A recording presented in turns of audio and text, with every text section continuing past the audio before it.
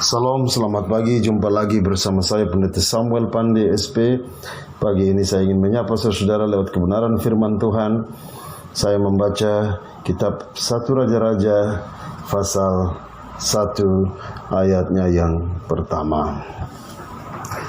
Raja Daud telah tua dan lanjut umurnya, dan biarpun ia diselimuti, badannya tetap dingin.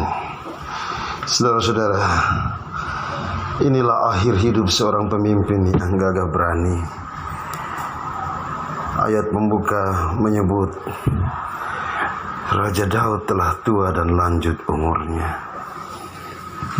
Ternyata cerita-cerita masa lalu tentang kehebatan manusia toh sampai juga pada batasnya. Jemari-jemari yang dulu perkasa sekarang menghadirkan tanda-tanda kedinginan, tanda-tanda kematian. Bahkan tumpukan selimut tidak ada gunanya bagi seorang yang bernama Daud. Gagah berani, perkasa, berpetualang dari gunung ke gunung, mengembara, melewati banyak tantangan-tantangan, petualang cinta yang mampu menjatuhkan hati banyak perempuan. Ternyata kini mengakhiri satu perjalanan panjang dengan satu keterangan, Raja Daud telah tua dan lanjut umurnya. Saudara-saudara, kita tidak pernah menyangka bahwa waktu telah berputar setiap jam, menit, detik kita anggap sebagai satu perputaran biasa.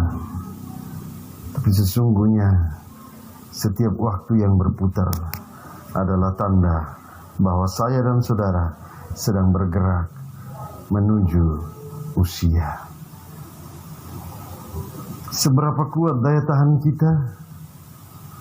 Masa-masa tua adalah masa di mana itu diibaratkan seperti matahari yang hampir terbenam. Cerita-cerita yang dipendam, cerita-cerita masa lalu akan terus terkuak dan meninggalkan bekas-bekas yang tidak mungkin dilupakan orang lain. Kebanggaan apakah yang kita punya, hai orang-orang tua, ketika usia makin menghantam kita? Sebenarnya kalau kita berbicara tentang usia, kita bicara tentang persembahan. Sebab usia itu adalah persembahan Tuhan. Tuhan memberi kita kesempatan dan pengampunan untuk menikmati kehidupan. Dan usia tua adalah satu hadiah terindah. Mazmur 90 mengkategorikan usia manusia, batas usia 70, 80 itu mulai penuh dengan sakit-sakitan, tantangan, dan 90-an ke atas itu sisanya adalah penderitaan. Ini tidak bermaksud untuk mengkerdilkan keberadaan saya dan saudara. Karena usia adalah persembahan, maka kita harus menghargai persembahan Tuhan. Tak seberapa banyak usia yang kita punya, tua, muda, bahkan sampai di batas pun, syukurilah semua pemberian Tuhan. Tetapi usia juga menyangkut dengan persembahan kita kepada kehidupan. Sebab di usia bayi sampai dengan masa kanak-kanak, kita mendapat persembahan dari orang tua, orang-orang yang kita sayangi.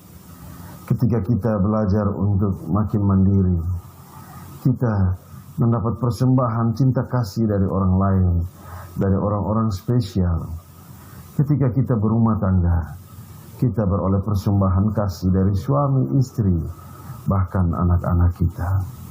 Selanjutnya, ketika kita makin tua, kita juga beroleh persembahan cinta kasih dari orang-orang yang memperhatikan kita. Sebab selimut hanyalah wadah untuk menutupi kelemahan kita. tetapi kehidupan kita sesungguhnya adalah perhatian. Karena itu saudara, manfaatkanlah waktu yang ada, persembahkan semua dengan baik. Waktu tidak bisa kita ubah lagi, tetapi karakter dan kehidupan bisa kita ubah. Sehingga ketika kita tua sekalipun, meski selimut tetap membuat kita dingin, tetapi hati kita tetap tenang. Manakala orang-orang yang telah menerima persembahan kebaikan kita juga hadir dan mempersembahkan yang terbaik bagi kita. Tuhan menanti kita, sebab kehidupan adalah persembahan Tuhan. Betapa indahnya jika kita semua saling mempersembahkan kebaikan, sama seperti kata Tuhan Yesus. Kita semua dipanggil untuk melayani, bukan untuk dilayani. Amin. Mari kita berdoa. Tuhan Yesus, ajarkan kami untuk menghargai setiap usia, dan pagi ini kami belajar untuk mempersembahkan yang terbaik di setiap langkah hidup kami. Amin.